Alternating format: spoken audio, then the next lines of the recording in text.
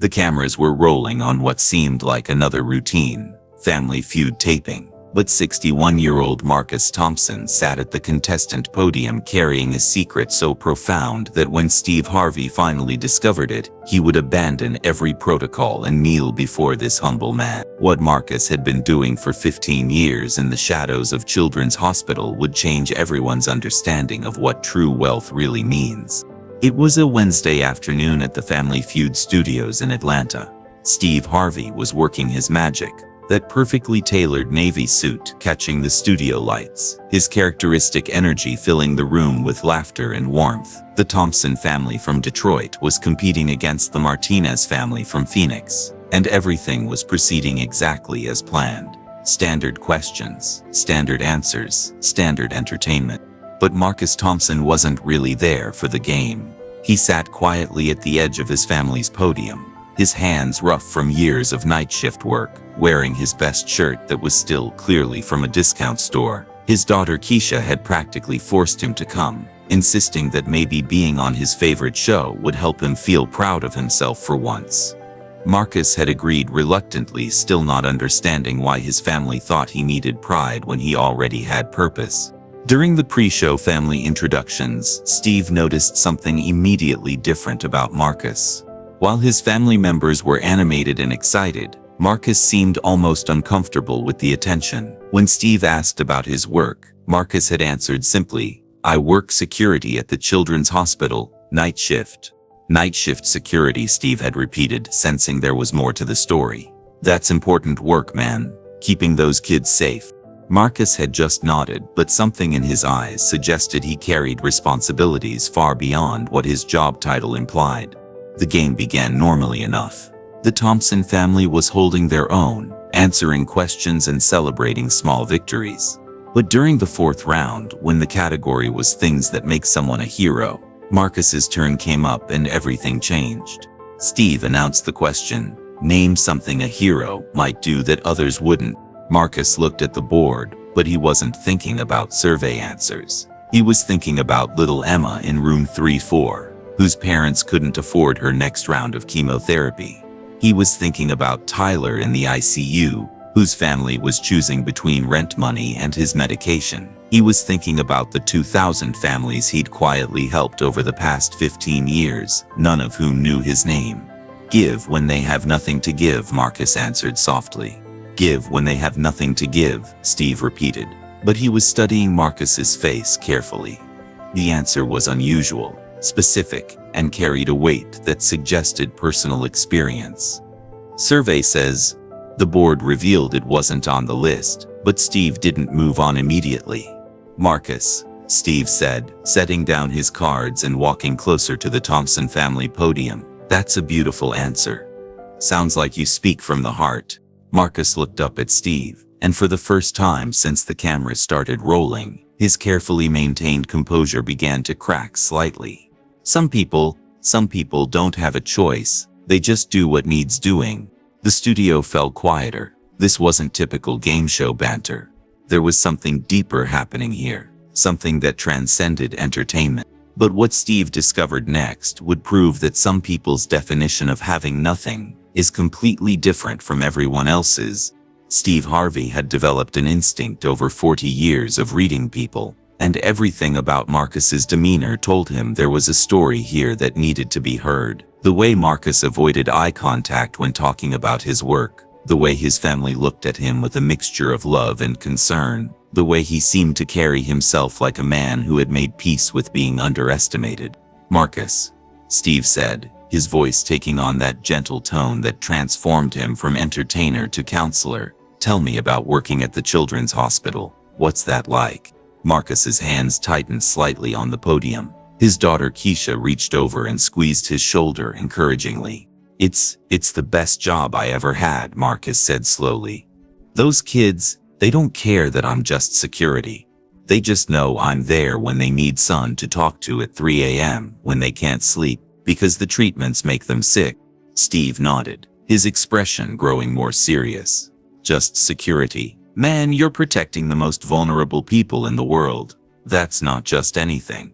Marcus looked up at Steve with surprise. as if no one had ever described his work that way before. Sometimes, Marcus continued, his voice growing stronger, I see parents in the hallway crying because they don't know how they're going to pay for their child's treatment. Sometimes I see families sleeping in the waiting room because they can't afford a hotel. And I wish I could do more. Steve's expression shifted. His characteristic hand moved into that protective hold-on position, palm forward, fingers extended, as he processed what Marcus was telling him. Marcus, Steve said carefully, when you say you wish you could do more, what would more look like to you? That's when Marcus broke. 15 years of carrying his secret, 15 years of his family thinking he was just getting by financially, 15 years of being seen as someone who barely made ends meet, all came crashing down in that moment. Behind the scenes, Steve made a decision that would change everything Marcus thought he knew about privacy and family. Marcus looked around the studio, at the cameras, at his family, at the hundreds of people watching, and made a decision that terrified him. Marcus started, then stopped. He took a deep breath and tried again. I give them money. When I can. When they need it for treatment or medicine, or just food. I've been doing it for 15 years. His family's heads snapped toward him in shock. His daughter Keisha's mouth fell open. His son David leaned forward, certain he had misheard. Dad, Keisha whispered, loud enough for the microphones to pick up. What do you mean you give them money? We barely have money ourselves. Marcus turned to face his family for the first time since his confession began. That's what you think, baby girl. That's what I wanted you to think. Steve's eyebrows raised in that characteristic expression of shock and growing understanding. Marcus, are you telling me that you've been hiding how much money you actually have? I make $28,000 a year as a security guard, Marcus said, his voice growing steadier as the truth finally came out. But I give away about $14,000 of it every year, to families who need it more than I do. The studio was completely silent now. Steve's hand remained in that protective gesture, but his expression had transformed into something approaching awe. You give away half your salary? Steve asked softly. Sometimes more, Marcus nodded. When there's a kid who might not make it without treatment, when parents are choosing between medicine and food, when a family is going to lose their house because of medical metals. Steve walked closer to Marcus, his voice dropping to that intimate tone that made it feel like they were having a private conversation, despite the hundreds of people watching. Marcus, how do your own family live? How do you pay your bills if you're giving away half your money? Marcus smiled for the first time since the conversation began. We live fine. We have everything we need. Maybe not everything we want, but everything we need. And those kids, they need more than we do. But what happened next would reveal just how little Marcus's own family knew about the man they lived with. Steve turned to Marcus's family, his expression serious. Did any of you know about this? Keisha shook her head, tears forming in her eyes. Dad, I thought we struggled because you didn't make much money. I thought that's why you never bought yourself anything nice, why you always wore old clothes, why you never took vacations. David, Marcus's 19-year-old son, stepped forward. Dad, there were times I was embarrassed because my friends' parents had nicer cars, nicer clothes. I thought you weren't successful. Marcus's face showed the pain of hearing his children's words, but also a deep understanding. I know, son. I know you felt that way. But success isn't about what you have, it's about what you give. Steve's hands moved to his sides, his characteristic gesture complete. His expression showed the profound impact of what he was hearing. Marcus, Steve said, I need to ask you something, and I want you to be completely honest with me. In 15 years of giving away half your salary, how many families do you think you've helped? Marcus looked down, thinking. I don't really keep count. Maybe 200 families? Maybe more? Steve's mouth opened slightly in that expression of amazement that his fans had come to recognize. 2,000 families. Marcus, do you understand what you've done? Do you understand that you've probably saved lives?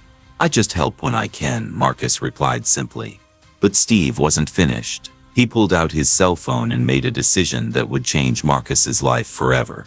"Marcus," Steve announced to the studio, "I'm going to make a phone call right now, because I have a feeling that there are some people who want to thank you personally." The studio watched in complete silence as Steve dialed a number. "Dr. Siri Chen?" "This is Steve Harvey from Family Feud. I'm here with someone I think you know, Marcus Thompson." There was a pause, and then a voice came through Steve's phone speaker, audible to everyone in the studio. "Marcus? Oh my God, is Marcus there?" Marcus's eyes widened in recognition. "Dr. Chen."